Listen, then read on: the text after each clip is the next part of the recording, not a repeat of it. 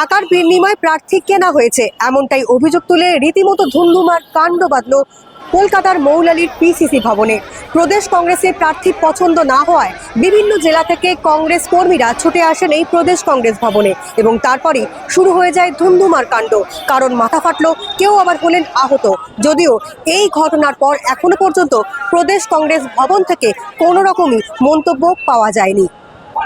আমাদের যে প্রার্থী হয়েছেন উনি 1 মাস আগে ব্লকের সভাপতি হয়েছে, আমি সভাপতি ছিলাম।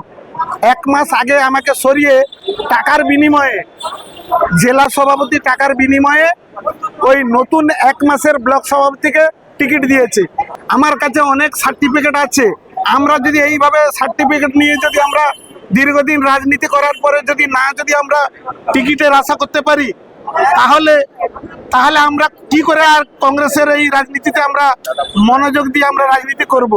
ফলো করুন আনন্দবাজার.com।